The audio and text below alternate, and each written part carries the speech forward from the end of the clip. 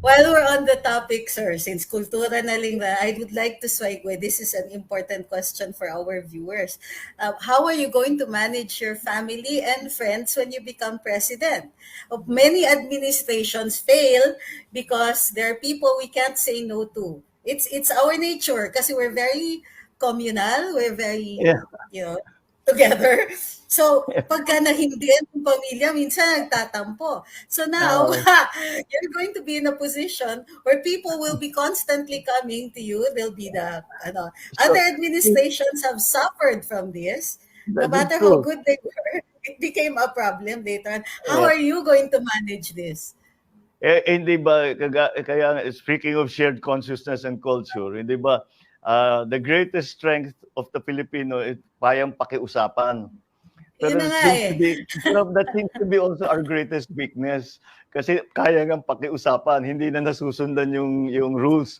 Um, the only solution to that is to run it as professionally as possible. If there is a job that needs to be done, don't get your cousin. Get only unless your cousin is the recognized expert in that field, the best Filipino Uh, that you can find to work in that field. No, run it professionally. Run it professionally yes. and make sure that the people who are in their place in whatever position in the government know their job and are very good at their job, because you cannot be wasting time and resources with people who are not doing their work or who do not know their job or have no good ideas. To pull ourselves out of this economic situation that the pandemic brought, we are going to have to again, to be imaginative and to come up with new solutions. Look at what is happening in technology. There are things that are happening before that we never thought were going to be actually possible. It looked like magic, but it's because people are thinking uh, may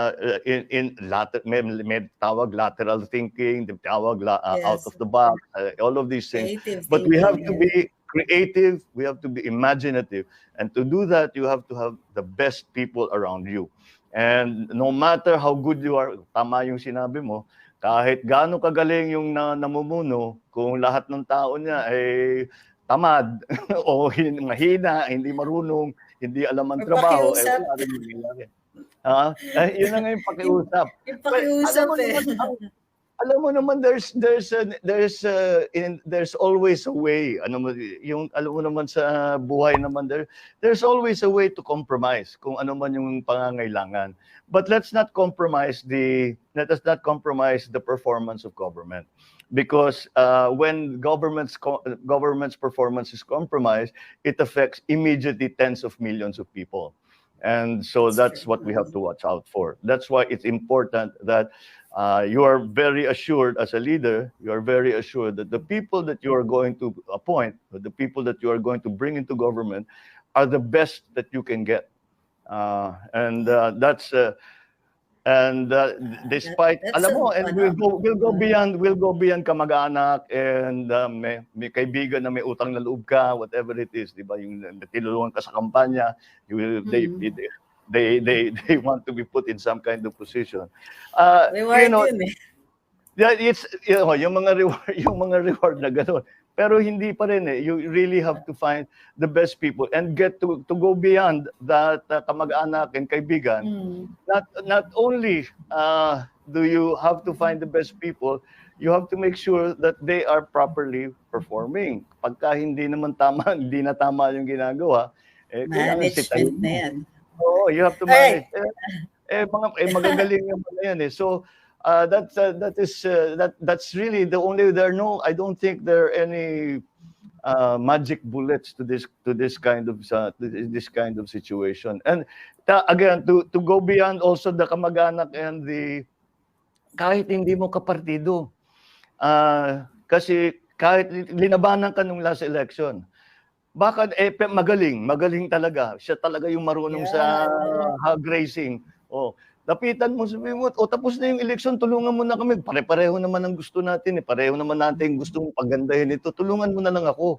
At kung ano ba ang kailangan mo para magawa natin ito. Dapat ganun ang approach. Hindi kagaya yung nangyayari. Lahat ng ginawa nung nakaraan, pangit lahat yan. Tigil natin lahat yan. Hindi. Tignan natin, baka may nagawang tama. Hindi ituloy natin. Itong kay Pangulong Duterte, yung kanyang build, ang pakagandang programa yan na kanyang ginawa. Yung kanyang ginawa sa education, SUCs, ginawang libre, napakaganda nun. These are the things that you should recognize. Not just say, ako lang ang marunong. Maraming marunong ng Pilipino, ang gagaling ng Pilipino. You have to get them all to help. It starts from that national consciousness, that the appreciation of our culture, That's looking the for, understanding of what a Filipino is and what a Filipino needs. It all binds together. Kaya ginawa yan nung panahon ng aking ama dahil it was a necessary part of our nation building. and still is. Okay, next. One sentence answer, sir. I'll just give you a name Ako, or a ang hirap phrase. naman. Alam ko. Okay, all right. Okay, I will try But to be. it's social media, sir. So Try to be we conscious. have to adapt. Okay, first. One sentence response lang. Off the top of your head, Sara Duterte. Best partner I could have had. Love it. Nora Honor. Oh, I'm a big fan. I knew it. Conrad Banal. Oh, Because, isa pa yan. Si Conrad, hindi naman kami hindi naman kami nagpa-plugging. has always something worthwhile to listen to say. Ayan. Renewable energy. Oh, absolutely necessary in the face of climate change. The University of the Philippines. Well, it's still the still the premier learning institution in the Philippines and must be well supported by government. And TFL-CAC. Expand. Uy, like that. Universal healthcare law. Absolutely necessary also. Now we have to implement it properly. Do you think it's only implementation? Well, it's funding. Funding is becoming the problem, especially dito na napunta lahat ng pondo sa healthcare sa pandemic. So hindi pa talaga na implement ng mabuti yung universal healthcare. But it's again something close to me. Pero kailangan din bantayan because all the universal healthcare programs of other countries bankrupted those countries. And so we have to be careful on how we apply the universal healthcare law. Free tertiary education. Long delayed policy. Expand. SUCs. Basta SUCs. Oh, SUCs. All right. Art Tugade. a good partner in government. Right. All right. So I have a few more minutes. One more. Okay. My other concern is the internet. Okay. We have difficulty with a duopoly and a new third party coming in, but doesn't seem to be working. We're not getting cheaper, faster, better internet service. What are we going to do with this? That is a huge problem. That has been highlighted by the pandemic. We were already headed towards the metaverse, as it's now being called. But we were already headed to our greater dependence on the digital infrastructure.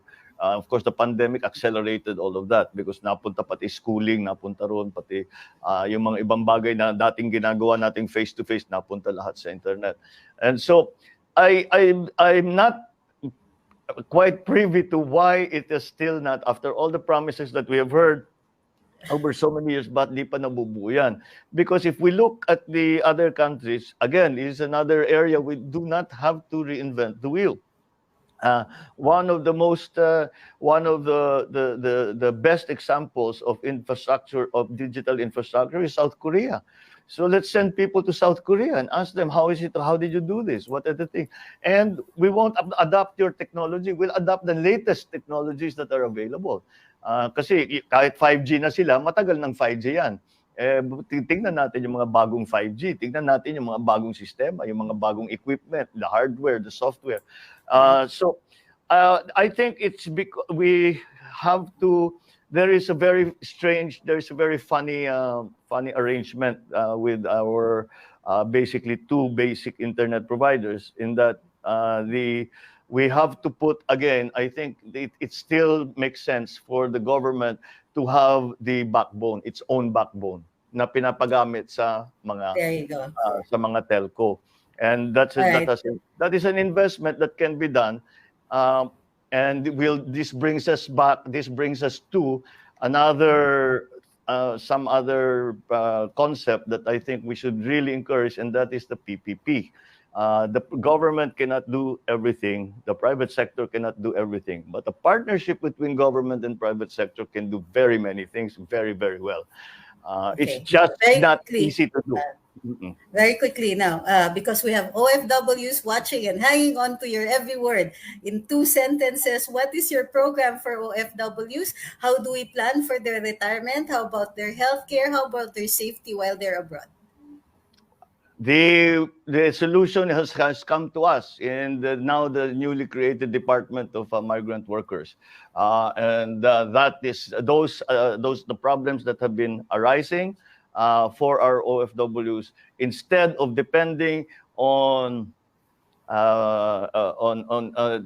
imaginative funding and imaginative like the DFA hihingi ng pera sa justice, kukuha ng abogado. It's not, there's no formal institutionalized method for helping our OFWs, and that will be it. For those who are returning, tapos na ang kontrata, mag-retraining tayo. Ginagawa na natin yan noon eh. Mag-retraining tayo para makabalik ulit sila sa trabaho. Yung mga naipit dito, napilitang umuwi, kausapin natin yung pinanggalingan nilang bansa at sabihin natin, ibalik na natin yung mga, since mula ng pandemya, o pabawas na yung pandemya, unahin nyo naman, i-prioritize naman ninyo yung mga Pilipino na nagtrabaho na dyan, na kinala naman ninyo ng magandang kanilang trabaho. So there are lots of other, meron na tinanong ako na isang araw, pabahay din ng ating mga umuuwing OFW, yung kanilang health benefits. Kasi iniwanan na nga nila yung korporasyon nila, those benefits no longer apply pag nandito sila. So the universal health care, we can apply that, we can make sure that it's applied properly. These are marami, you know, the simple way to approach all of the issues that surround the OFWs is to recognize their contribution to the country and what they have done for the Philippines over, I don't know, we're close to 50 years already. And they kahit papano, the recognition of the world that Filipinos are good workers are because of them. And they have been good ambassadors for our country. And they have been they have been keeping the economy in the difficult times, have been keeping the economy above water. There's no other way to put it. And so we must recognize that, and we should return to them at least a part of what they have given to the Philippines. Okay, this one might take a while, but there are two aspects to this question. We've asked a lot of things of what you are going to be doing for the country. My turn to ask, what can we do for you when you become president? Sorry, when you become president, what do you want us to do? What would be most important, of course, would be to work again for national interest, for the nation building. Let us recognize that it is time to return to the concept of nation building. Partisan politics has taken too large a part of our national discussion. And it plays a part. Of course, politics cannot be avoided, but once the part of politics has been played, I think that yung kagaya ng sinabi ko, when we are hiring people, we hire the best. We do not hire because they belong to your party. We hire the best. And that is, I think, the most important thing is that we keep politics in its place, and we always have in our minds the national interest, always have in our minds nation building. It is a phrase that I grew up with, and it was the sole uh, motivating factor, I think, behind the work of my father. And I have adopted that. And I say, let us do what is good for the country. Let us build this nation up. This is not the work of a day. This is a work of a long time, but at least we should start to put in the institutions, the organizations, and the policies in place. And like President Duterte is complaining, hindi niya matapos sa 6 years yung gusto niyang gawin. And 6 years actually is not a long time for a president to do all the work that he has to do. But you can start. You can start. You can strengthen the institutions that you know are going to be necessary to have a stable political system. You have to put in the different elements within the economy, so that our economy is strong and a vibrant part of the global economy. That's very important because we have to think globally now. And so what we need is for people to be working in the right direction, in the same direction, which brings us back again to what you started with the shared consciousness. Let us always remind ourselves we are Filipinos, and no one is going to help Filipinos except Filipinos themselves. But the good part of that is that we have the capabilities. I am so confident that if we tap into the uh, the the uh, the the abilities, the industry, the resourcefulness, the kindness, the grace of Filipinos, and we tap into that properly.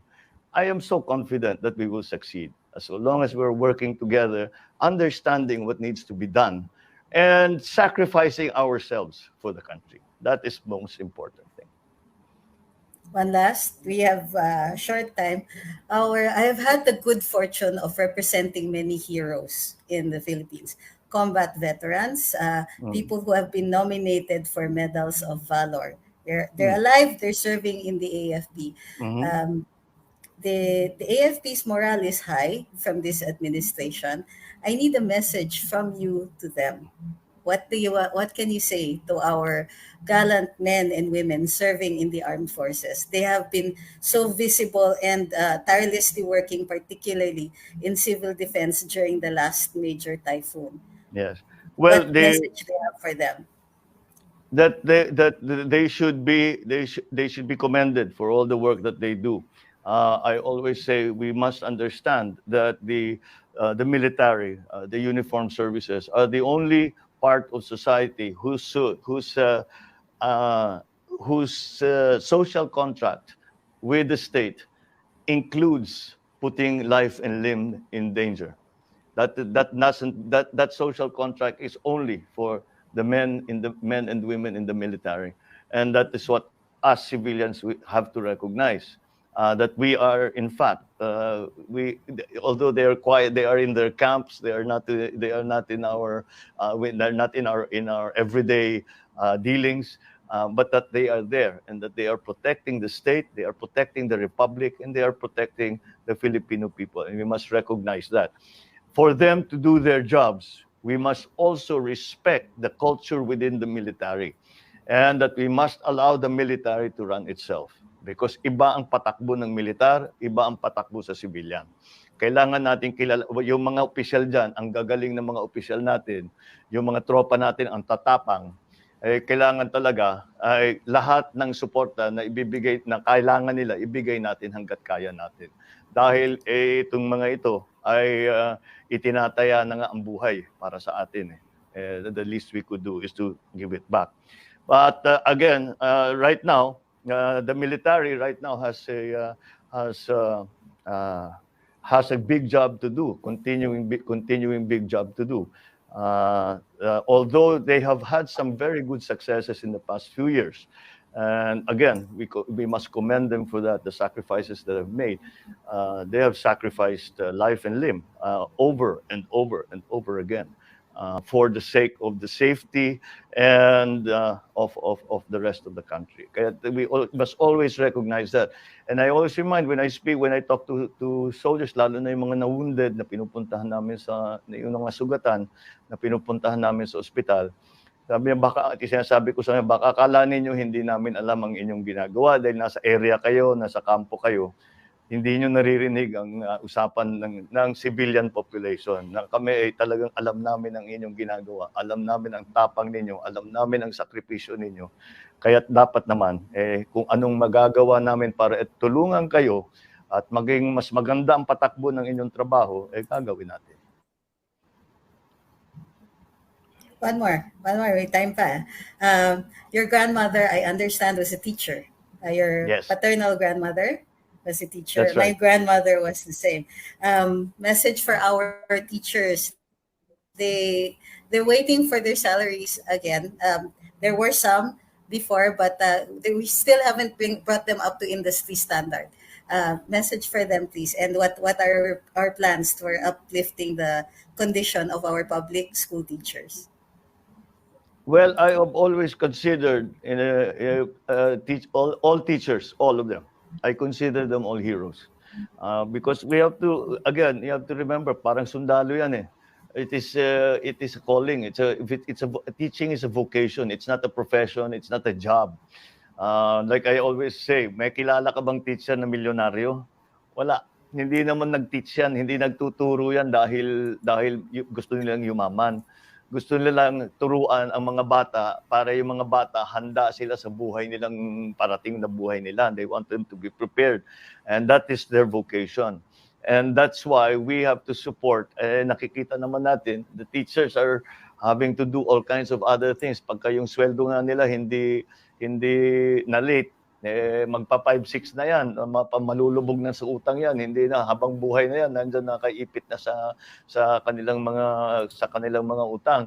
Kaya tulungan natin ang teacher, not only financially, make sure, simple lang naman, bagay na yung kanilang sahod na makuha nila ng tama. And we should, more benefits also.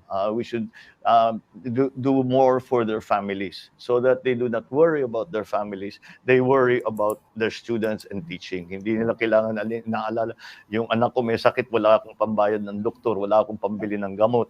Dapat hindi na nila kailangan dapat iniisip yun. I think speaking about teachers, you're ending up talking about the whole educational system. We really have to, with the new remote learning, we have to really try and make it better. The digital infrastructure obviously comes into it. But we have to think beyond the pandemic, and that our educational system has to be upgraded. And the first part of that is the support that we have for the teachers, not only financial support, but also support in terms of the infrastructure, the classrooms, the school buildings, the materials, the supplies, the school supplies, the equipment that they have. If you look at normal public school, how many of them have computers? It's 2022. Ang dami sa kanila walang computer. Mga bata hindi pa nakahawak ng computer, yung Game Boy nila at saka yung smartphone ng magulang nila, pero hindi sila humahawak ng computer. That's fundamental already in the year 2022. So something as simple as that, the equipment, I go to places, meron pang ginagamit na Marcos School building. The Marcos School buildings were put up in 1967, 68. Dapat yan 20 years, 25 years lang yan, papalitan na yan, babaguhin na yan. Nandiyan pa rin. Kaya yun, yung mga facilities kailangan natin ayusin. And the teachers, not only financial, not only in terms of benefits, but also in terms of refresher courses, retraining. Ang bilis ng takbo ng teknolohiya, for example, even social systems, political systems, economic systems are moving very, very quickly.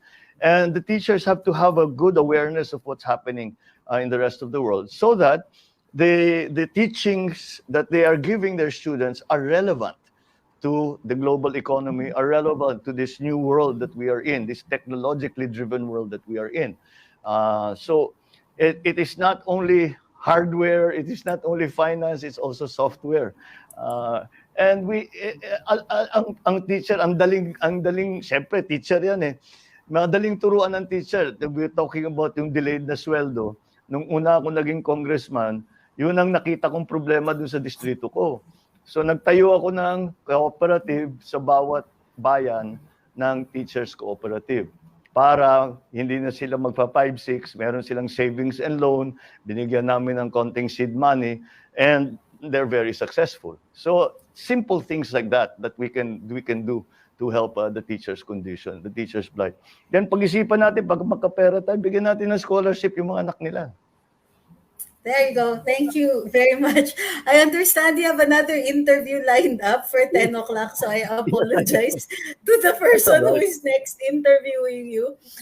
But I would like to thank you very much. And one, last na talaga. A message to those who are watching you on Luminous.